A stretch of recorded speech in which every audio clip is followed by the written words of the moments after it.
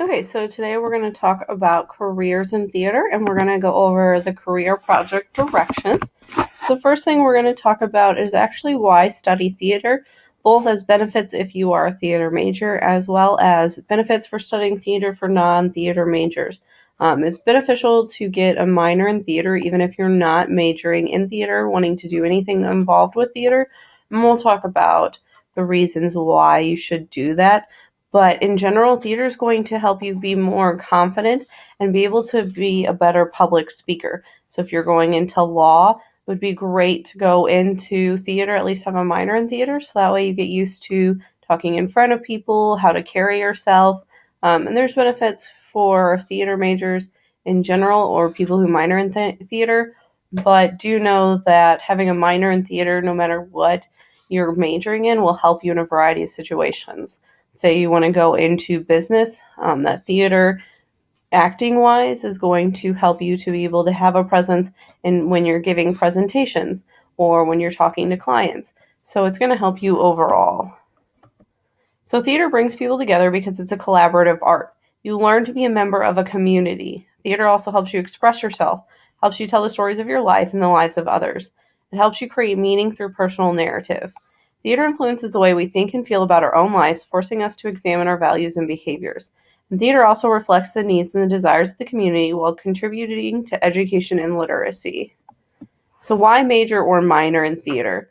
So getting involved in theater will help you discover and improve your oral communication skills as well as your improvisational skills. You also learn to work cooperatively as well as independently. So no matter what you want to do in the future, communication skills are going to be key. You're going to have to talk to other people. You're also going to need improvisational skills. You never know when something's going to go wrong when you're giving a presentation or when you're talking to someone or anything in your job-related field. So having improvisational skill will help you to be able to think quickly, think on your feet, and think as a problem solver. Also, most jobs you need to be able to work with others as well as work with yourself, so theater helps prepare you for that. Theater also inspires and motivates you as well as pushes you to be responsible for yourself. So you have to respect deadlines, you have to be able to accept rules, and you have to be able to be on time. You also learn organization, memorization, and listening skills, as well as that it works hard to get things done and that you go beyond the expected goals. People like to hire people with theater minors because they know they show up to rehearsals, they know that they memorize things, they know that they're committed to something, and they know that they're going to go above and beyond whatever goals they set for them. Theater also creates an environment where you can work under pressure, become a decision maker, accept disappointments, become responsible while learning to bounce back, and learn leadership skills, self confidence, and respect for yourself and others. So, even if you don't want to be an actor, or you don't want to be a theater technician, or a director, or a stage manager, majoring or minoring in theater is going to help you build skills that will be applicable in your future career. Theater helps you find respect for colleagues, respect authority, become adaptable and flexible, and become a creative problem-solving individual. You learn to go beyond just getting it done and find joy in the fact that all your work becomes a create entertaining, fun, and gratifying as audiences recognize your talents and your dedication to the craft. So you don't just, I'm going to come into work just so I can get done what I need to get done. You realize that what you do will be valued by someone. So even if you're not doing a show, someone's going to take pleasure in that. So maybe you work on the marketing team and you know that this commercial is going to be shown nationwide, so you want to do your best on it and not just do what it needs to get done. And no matter what your field, that's going to be applicable to. So theater helps you figure out, what do I need to do to really be valued by the people who are going to see this. Okay, advantages of majoring in theater, even if you don't think you want a career in theater. Of course, theater majors can do theater, but they also develop a large number of highly valuable skills that make them valuable employees for any job. There are advantages to adding a theater major or minor to your degree program. So this is from Louis E. Catron's What Theater Majors Learn. He says, I spoke to a group of business leaders about our college's theater program not long ago, and after my remarks, we had an interesting discussion about what theater students do and learn. The executives were particularly interested in hiring people with qualities like discipline, dependability, loyalty, and leadership, qualities that theater students learn because they must be effective members of a production team. One CEO told the group that her company has found that theater-trained applicants are valuable employees because they're energetic, enthusiastic, and able to work under pressure. She pointed out that they generally have polished communication and human resources skills, and they're experienced as working as members of a team towards a common goal. Most importantly, she said, theater graduates have a can-do confidence based on their experiences of successfully meeting difficult challenges. She said, theater students have done extremely well with us, and we usually hire them because they're well-disciplined workers who learn quickly and give themselves to the company. Not all managers are as in line as the executives above about the value of a theater education in many apparently unrelated kinds of work. When you apply for a job, you'll have to teach the personal manager what special advantages you offer the company. So if you do major in theater or minor in theater, but you're not going into a theater-related field, you can explain these types of things to the person that is hiring you or that's going through the interview process. So you can explain, I've had to be part of a production, and doing so has allowed me to work with others. Doing so has allowed me to show that I can arrive on time, that I can put in dedication to the work. So all these things that we talked about, you can explain in your interview, and it's going to give you a leg up in the interview. So also in the article, he says the two types of jobs. John Muster writes in Jobs for English Majors and Other Smart People that there are two types of jobs. Professional work that requires special training in law school, medical school, architecture school, and so forth. So with professional work, you're going to have to do things to meet those special requirements. So law school, you're going to learn how to look at court cases, how to argue a case, how to present a case. Medical school, obviously, you're going to learn whatever specific medical school things you're going to go into. So any type of professional work, adding a theater minor can help, but it's definitely going to help more with trait-oriented work. So trait-oriented work for which employers seek workers with special traits such as communication skills, imagination, reasoning ability, and sound judgment. Theater training can be a valuable preparation for many of the innumerable careers that fall into the second category.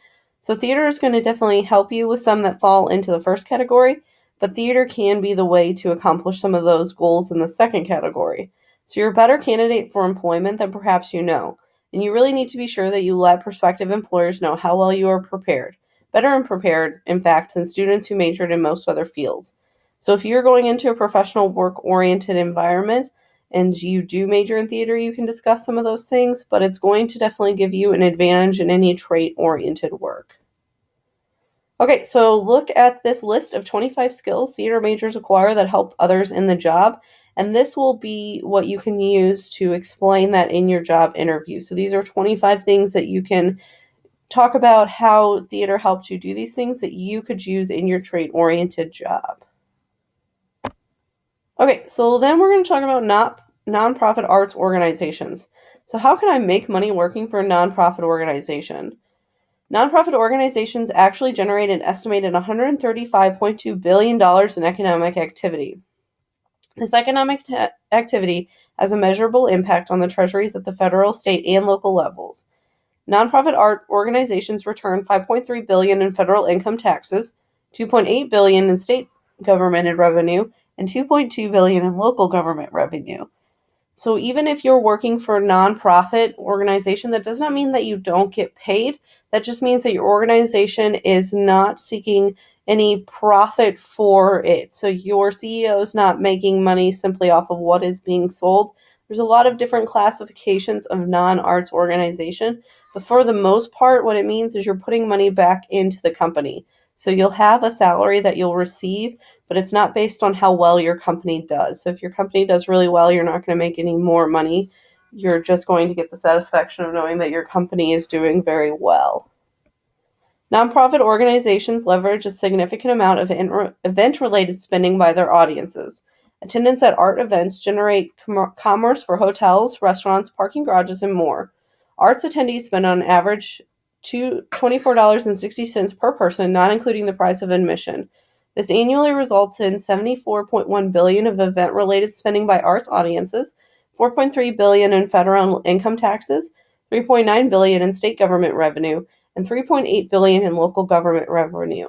So nonprofit organizations not only help by providing taxes for the organization themselves, but also for generating money and revenue in things around them like hotels and restaurants and parking garages. Non-arts organizations support 2.2 million jobs. Of this amount, 1.1 million jobs are a result of direct expenditures by art organizations, representing close to 1% of the workforce. This percentage gains significance when compared to other fields. So, accountants and auditors make up 0.84, lawyers make up 0.44, police officers make up 0.51, and computer programmers make up 0.26%. The nonprofit arts industry generates $135.2 billion in total economic activity. This impact sends a strong message to communities that when they support the arts, they not only enhance the quality of community life, but also invest in its economic well-being. Okay, so we're going to talk about your project for this unit. So for your careers project, you're going to choose a career that we have studied in this entire school year. So it can be a tech theater one, it can be a film related career, it can be a acting type career, or it could be a teaching or directing type career. So any career that we've talked about in this entire school year, you can pick it. Then you're going to fill in the answers to questions that follow your chosen career. Then you're going to create a presentation that incorporates your research, so your answers to questions 6 through 16. You're going to present this to the end of the class. You're going to use the following websites to help you answer your questions. You may need to find other sources. These are not all inclusive. So these websites will help you answer the questions, but depending on what career you choose, they may not answer all of your questions for you. So you're going to answer questions 1 through 5 before you actually start doing your research. So what job have you chosen? Why did you choose it? What duties do you think this job might have? What kind of training or education requirements do you think might be for this job? And what do you think the average salary is? Then you're going to research what are the actual duties of the job? What elements of the job surprised you? What training or education do you really need for this job? What is the average salary for this career? What is the salary range for this career? So from the day that I start the company, what is the lowest amount I would probably make? And by the time that I'm done and advance through the rake, what is my highest possible salary? So lowest to highest salary. Where can you work if you choose this career path? So what areas of the country or the world could you work? What type of company would you work for? So not necessarily specific companies that you can work for, but in general, if you chose to do this, where would you work? Is this career growing or shrinking? How quickly? If you can't find any evidence about this, what would your guess be and why? If you can't find any support, why do you think it's growing or shrinking? What would the work environment be like? What would some perks or advantages of this job? What would be some disadvantages of this job? What personality traits would help someone successful in this career? And do you think this would be a career you would enjoy? Why or why not? So you're going to answer all of your questions. You're going to create a presentation then that discusses questions 6 through 17. So what are the duties of the job? What is the job you chose? All of those answers on there in a presentation type format. So you're going to inform other classmates what that career is actually about.